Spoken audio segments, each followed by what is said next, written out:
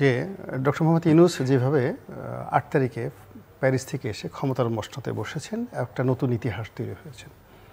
তো সেইভাবে আওয়ামী লীগ শেখ হাসিনা আবার টুস করে যদি ঢুকে পড়ে, তাহলে একটা ভূমিকম্প হয়ে যাবে রাজনীতিতে। এবং দেখবেন যে অনেকের কাপড় চোপড় নষ্ট হয়ে যাবে, অনেকের হার্ট অ্যাটাক হয়ে যাবে, হাসপাতালগুলো সব ভরে গেছে, একটা চারিদিকে শুধু কান্নার রোল পড়ে যাবে, হাউ মাউ করে কান্না করে এ কী হলো, কিয়ামত কয়দিন আর বাকি, এরকম একটা। এখন উনি হেলিকপ্টারে আসবে, নরেন্দ্র মোদীর গাড়িতে আসবে, না কিভাবে আসবে, আই ডোন্ট নো, স্বপ্নে আসবে না বাস্তবে আসবে, এই আপনি যেটা হাইপোথেটিক্স বললেন, তো টুস করে ঢোকার একটা সম্ভাবনা আছে। উনি অবশ্য একবার আমরা শুনেছি, এটা এআই জেনারেটেড কিনা জানি না, যে আমি তো পাশেই আছি, টুস করে মানে আপনি যখন স্বপ্ন দেখবেন তো বড় কলাটাই দিয়ে বড়টার স্বপ্ন দেখলাম, এগুলো একটা। সেকেন্ড হলো তাকে পাঠানো হতে পারে বা তাকে আনা যেতে পারে। আমি কিন্তু শেখ হাসিনা বা ওবায়দুল কাদের কোনো নাম ধরে বলছি না, কারণ এরা কে জেলে থাকবে, কে জেলের বাইরে থাকবে, আমি দল হিসেবে আওয়ামী লীগ, আমি আমার মতো করে বলছি। তো এই গেল একটা, যে শেখ হাসিনা এবং তার যে পুরো টিমটা, এটা যেভাবে doctor Mohammad Yunus meticulously well design pre planned ওয়েতে এখানে আসছেন, এখন এটা প্রমাণিত। এইভাবে শেখ হাসিনার প্রত্যাবর্তনটাও ম্যাটিকুলাস, মানে প্রি প্ল্যান্ড ওয়েতে কারো দ্বারা ইনফ্লুয়েন্স যদি হয়ে যায়, তাহলে এক ধরনের মানে বাংলাদেশের রাজনীতিতে কিয়ামত এবং বিএনপির অস্তিত্ব থাকবে না বাংলাদেশে, যেটা আমি বলছি। বিএনপির অস্তিত্ব থাকবে না, এর কারণ হলো বাংলাদেশে থাকবে জামাত থাকবে, এনসিপি লাভবান হবে, এমনকি ডক্টর মোহাম্মদ ইউনূসেরও লাভ হবে আওয়ামী লীগ আসলে, মানে যদি এইভাবে হয়। এর কারণ হলো এই যে সারা বাংলাদেশে খুব ম্যাটিকুলাসলি যে কাজটা করা হয়েছে, এই যে শেখ হাসিনার বিরুদ্ধে 300, 400, 500 যে হত্যা মামলা দিয়েছে, কারা দিয়েছে? সব তো বিএনপির লোক দিয়েছে।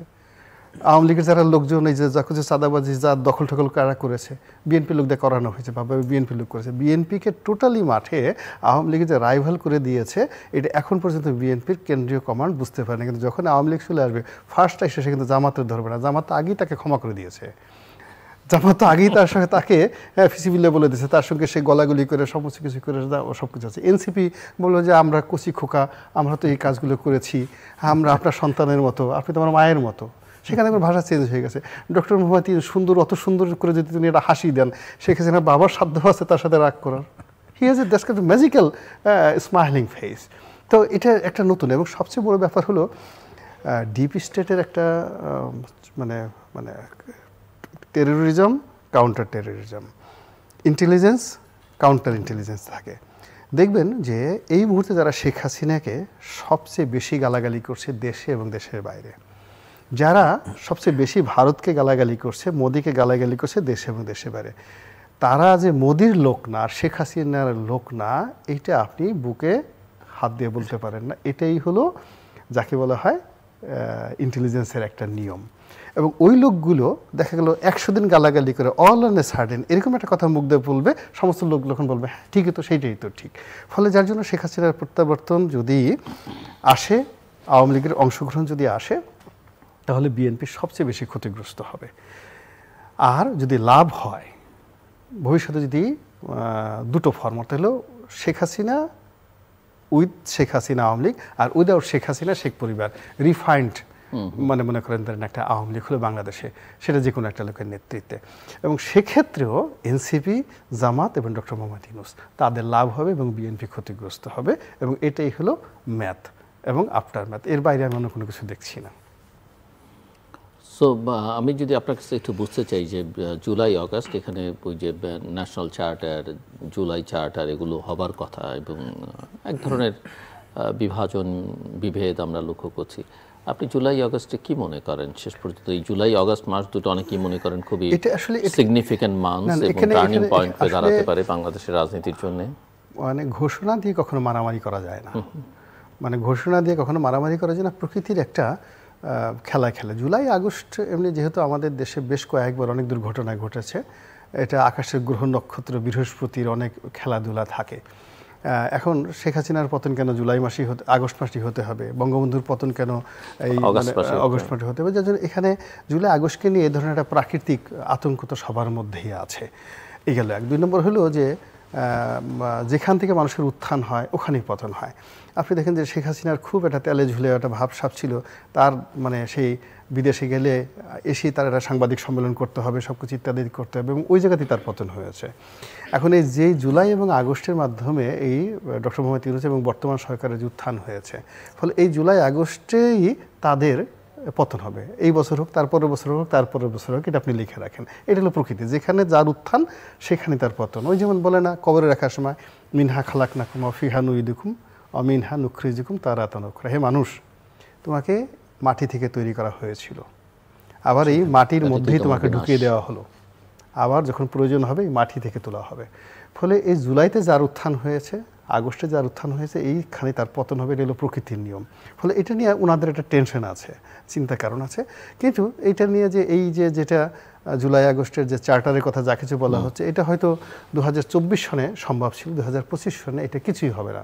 যেমন দেখা গেল যে সময়টাতে 32 নম্বর ভাঙা হয়েছে, যে সম্পর্কে গণভবন ভাঙা হয়েছে, গণভবন যেদিন ভেঙেছে তার অর্ধেক শক্তি প্রয়োগ করলে ওই দিন বঙ্গভবন ভাঙা হয়ে যেত, কিন্তু পরবর্তী কিন্তু বঙ্গভবন ভাঙা যায়নি। ফলে গত বছর 2024 সনের জুলাই আগস্টের যে চার্টার বা যে স্বপ্নটা বলা হচ্ছে যে শহীদ মিনারে গিয়ে একটা নতুন বিপ্লবী সরকার, এটা একেবারে শুয়ের পিছন দিয়ে একটা উট ঢোকা যতটা খুব সহজ ব্যাপার, তার সেটা কঠিন ব্যাপার আমার কাছে এটা এই সময়টাতে মনে হচ্ছে। ফলে এটা নিয়ে আমার কোনো টেনশন নেই। আমি এখানে ভয় পাচ্ছি প্রকৃতিকে, যে তোমার যেখান থেকে শুরু সেখানে তোমার শেষ হয়ে যাবে। এখন কিভাবে শেষ হবে? শেখ হাসিনা যেমন শেষ হয়েছে, সেখানে এই বিদেশে যেতে ঘন ঘন। ডক্টর মোহাম্মদ ইউনূসের সবচেয়ে বড় দুর্বলতা কি? তার দুর্বলতা হলো সে সবসময় মানুষকে দেখিয়েছে যে সারা দুনিয়া তার বন্ধু, অমুক প্রেসিডেন্ট তার বন্ধু, অমুক লোক তার কথাবার্তা শুনে। এখন ওই জায়গা থেকে তার যে কোঅপারেশনের পরিবর্তে যখন ডিসকোঅপারেশনটা শুরু হয়ে যাবে, এবং এটা আলটিমেটলি শুরু হয়ে গেছে। আপনি দেখেন বাংলাদেশে এই যে একটা জাতিসংঘের মানবাধিকার কমিশন একটা অফিস করা হচ্ছে, ভালো কথা। এখন এটা যে বুমেরাং হবে এটা তো আমরা বুঝতে পারছি আমাদের জন্য, কারণ এটা এসে প্রথমে যে কাজটা করবে যে এই যে জুলাই আগস্ট মাসে যে হত্যাকাণ্ডগুলো হয়েছে সেগুলো সব তারা করবে, এবং এগুলো করলে কাদের বিরুদ্ধে যাবে? সরকারের বিরুদ্ধে যাবে, আর্মির বিরুদ্ধে যাবে, পুরো টানাটানি। এবং এখানে এই যে এখন যে সমকামিতা নিয়ে যে সমস্ত কথা হচ্ছে, এবং যিনি দায়িত্বপূর্ণ আসছেন, যেটি বিবিসিতে পর্যন্ত রিপোর্ট হয়েছে যে বাংলাদেশের মধ্যে একটা কনজারভেটিভ সোসাইটিতে এরকম একজন সমকামী কর্মকর্তা জাতিসংঘ নিয়োগ দিচ্ছে, মূলত এই দেশকে আরও মানে এটা যেটা মানে জঙ্গি দেশ। মানে আলটিমেটলি দেখুন 3-4টা ঘটনা, মানে এই দেশের মানুষ যারা ধর্মপ্রাণ মানুষ তারা রাগ হয়ে যাবে, রাস্তায় নামবে, এরকম একটা পরিস্থিতি তৈরি হয়ে যাচ্ছে। 2 নম্বর হলো মালয়েশিয়াতে যে জঙ্গি গ্রুপটা ধরা পড়েছে, হ্যাঁ, আইএসআই যে জঙ্গি গ্রুপটা ধরে পড়েছে, সেই গ্রুপটা যাদের নাম বলছে সেখানে ইন্ট্রোগেশনে যাদের নাম বলছে, এখানে বাংলাদেশের অনেক রাজনীতিবিদদের নাম চলে আসছে, অনেক রাজনৈতিক সংগঠনের নাম চলে আসছে, যাদের সঙ্গে ডক্টর মোহাম্মদ ইউনূসের খুব ভালো সম্পর্ক। ফলে কি হচ্ছে, এই যে তার সাথে যে বন্ধুত্ব, আনোয়ার ইব্রাহিমের যে বন্ধুত্ব, এই বন্ধুত্ব থাকবে না। ওখানে আমাদের যে সুযোগ ছিল সেই সুযোগটা নষ্ট হয়ে যাচ্ছে। যেখানে ইম্মানুয়েল ম্যাক্রোর সঙ্গে তার এত ভালো সম্পর্ক, সেই ইম্মানুয়েল ম্যাক্রোর সঙ্গে সে তো ফ্রান্সে যেতে পারেনি, সে তার সঙ্গে দেখা করতে পারেনি, সে কাতারে গিয়ে কাতারে আমিরের সঙ্গে তার বৈঠক হয়নি। অথচ আমরা তো এটা উনি প্রধানমন্ত্রী মানে উপদেষ্টা হওয়ার আগে আমরা কল্পনাই করতে পারিনি যে এটা ওনার জীবনে ঘটবে না।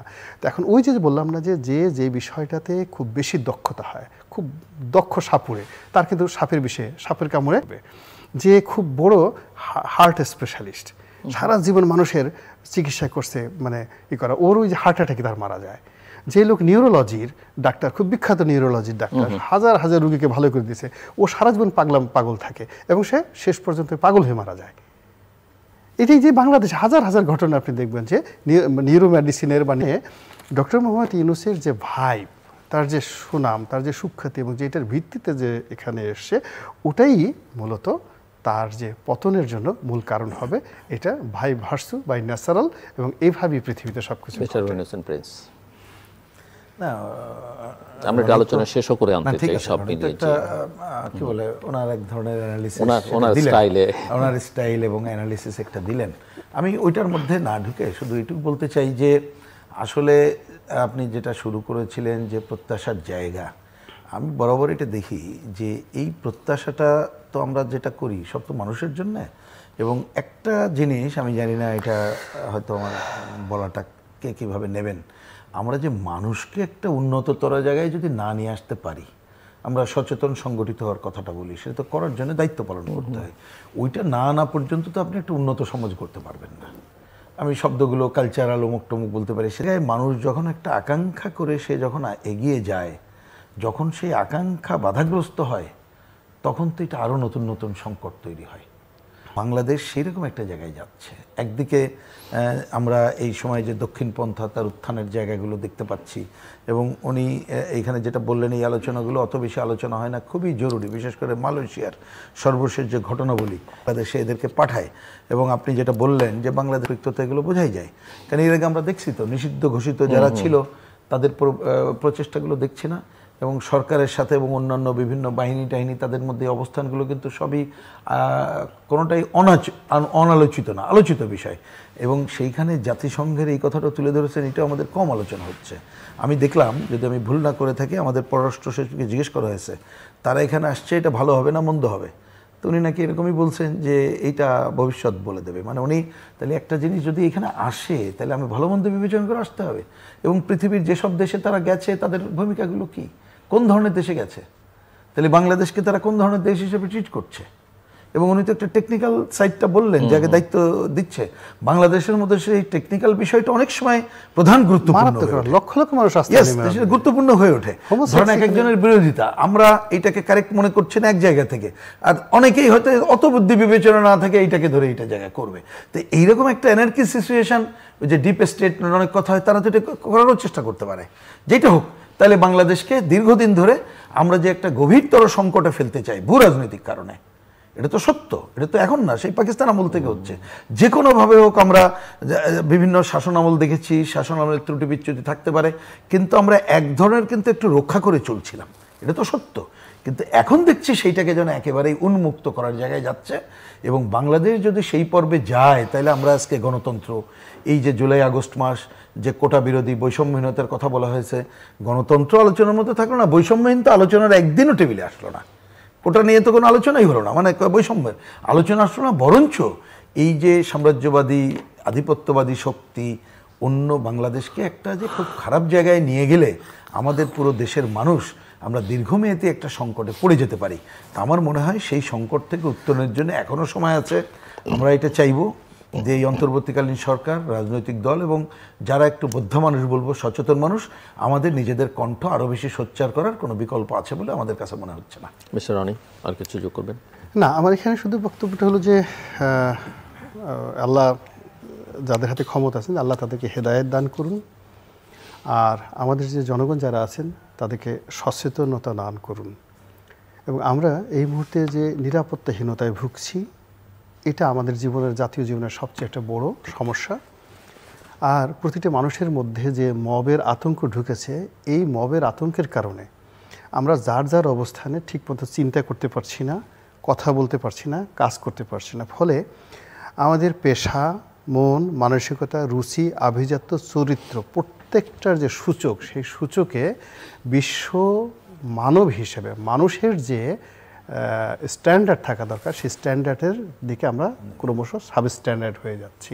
গত 10 মাসে আমরা 2 লাইন ভালো কবিতা লিখতে পারিনি, একটা স্লোগান তৈরি হয়নি, একটা চিত্রশিল্পী তৈরি হয়নি। তো এই জায়গাগুলোতে যে একটা অশনির সংকেত, একটা পার্মানেন্টলি আমরা একটা বিরাট জাহিলিয়াতের দিকে চলে যাচ্ছি। এবং আমাদের যে মূল ধারার যে রাজনৈতিক যে দলগুলো, এই দলগুলো দেখা গেল শত নির্যাতনের মধ্যে, আওয়ামী লীগের জমানাতে প্রচণ্ড নির্যাতন হয়েছে। আমার উপরে আওয়ামী লীগ সরকার যে ত্রিমুখী, আমার পরিবার শেষ করে দেওয়া, আমার ক্যারেক্টার অ্যাসাসিনেশন, আমার ব্যবসা বাণিজ্য সব কিছু, এত কিছু করার পর রাত্রি 12টা-1টার সময় আমি সেই 5ই আগস্ট রাত্রে আমি ঘুরে বেড়াইছি। আমার কিন্তু মনের মধ্যে কোনো ভয় ছিল না। একদিকে এক পক্ষ আমাকে ডিস্টার্ব করতেছে, অন্যদিকে আরও 10টা বন্ধুকে আমি টেলিফোন করে সেই অবস্থা হয়ে গেছি। এখন কেউ কাউকে উপকার করতে দূরের কথা, বড় বড় চেয়ারে বসে সচিব বলেন, আইজি বলেন, ডিআইজি বলেন, তারা যে অসহায় চেহারা তাদের দিকে থাকি, তাদের জন্য আমার রীতিমতো কান্না আসে। এখন আপনি চিন্তা করেন, এনবিআরে আমার ট্যাক্স কালেকশন করে দেখেন, তারা সবাই চাকরির আতঙ্কে ভুগতেছে, ডিসি সাহেব ভুগতেছে, কখন তার অফিসে তালা লাগাই দিবে। এইভাবে একটা রাষ্ট্র আসলে চলতে পারে না। এই জায়গা থেকে আমাদেরকে যত দ্রুতটা সম্ভব এখান থেকে বের হয়ে আসতে হবে, এবং এই কাজটি এখানে এই যে যারা কাজ করছে তাদের দিকে তাকাতে হবে না। এদেশে যারা মূল রাজনৈতিক দল, যারা লিডার্স, তাদেরকে সত্য কথাটা বলতে হবে, সাহস করে এবং রুখে দাঁড়াতে হবে, এবং একটা সেকেন্ড যদি তাদের জীবন থেকে সময় চলে যায় তাদের প্রত্যেকটাকে এটার দায় মেটাতে হবে। এই যে এখন ওখানে গিয়ে যে পোলাও কোরমা খাচ্ছে, দুদিন পরে সেই কথা বলবে, ওই সুযোগ তাদের হবে না। তার আগে আগামীকাল তারা যে কথাটা বলবে সেই কথাটা আজকেই তাদের বলা উচিত। দর্শক, অনুষ্ঠানের শেষ প্রান্তে আমরা সামাজিক যোগাযোগ মাধ্যম ফেসবুক, এক্স এবং ইউটিউবে তৃতীয় মাত্রা লাইভ স্ট্রিম হচ্ছে আপনারা দেখতে পারেন। টেলিভিশন পর্দায় দেখতে না পারলে যে কোনো সময় যে কোনো স্থান থেকে তৃতীয় মাত্রা চ্যানেলটি সাবস্ক্রাইব করি পর্ব বা পুরনো পর্বগুলো আপনারা দেখতে পারেন। মিস্টার গোলাম রনি এবং মিস্টার রহিম হোসেন, অসংখ্য ধন্যবাদ এই আলোচনা অংশবার জন্য। আমরা অতিথিদের কথা ধার করেই বলি যে সময় বহিয়া যায়। আসলে বাংলাদেশ এমন একটা সংকটময় জায়গায় দাঁড়িয়ে যে প্রতিটা মুহূর্ত অত্যন্ত গুরুত্বপূর্ণ, এবং বাংলাদেশের স্বাধীনতা, সার্বভৌম, নিরাপত্তা, রাজনৈতিক, অর্থনৈতিক, সামাজিক স্থিতিশীলতার জন্য নির্বাচনের কোনো বিকল্প নেই। এবং নির্বাচন যত দ্রুত হয়, যত দ্রুত, এবং বাংলাদেশের ইতিহাস বলে প্রায় ৮০ দিনের মধ্যেই নির্বাচন করা সম্ভব। ৭৮ দিনে বাংলাদেশের নির্বাচন হয়েছে, এবং নির্বাচন কমিশনের যে কোনো সময় যে কোনো পরিস্থিতিতে নির্বাচন করবার প্রস্তুতি থাকাই উচিত। যদি সেই প্রস্তুতি তাদের না থাকে, তাদের আসলে এটা দায়িত্বহীনতা, এবং এই দায়িত্বে তারা থাকবার যোগ্যতা রাখেন না। সব মিলিয়ে বাংলাদেশকে আসলে নির্বাচনের দিকে যেতে হবে, এবং সেই নির্বাচন যেন-তেন নির্বাচন নয়, কোনো ম্যানিপুলেটেড নির্বাচন নয়, কাউকে ক্ষমতায় বসিয়ে দেবার নির্বাচন নয়। জনগণ যাকে ভোট দেবে সেই যেন ক্ষমতায় যেতে পারে, এবং জনগণের মতামতের বহিঃপ্রকাশটা যেন নির্বাচনী ফলাফলে থাকে, এবং তার জন্য একটা অবাধ, সুষ্ঠু, গ্রহণযোগ্য, অংশগ্রহণমূলক, শান্তিপূর্ণ, আন্তর্জাতিক মানসম্পন্ন নির্বাচন অনুষ্ঠান করতে হবে। সেটা করবার সক্ষমতা বা নিরপেক্ষতা বর্তমান সরকারের আছে কিনা সেটা খতিয়ে দেখা দরকার।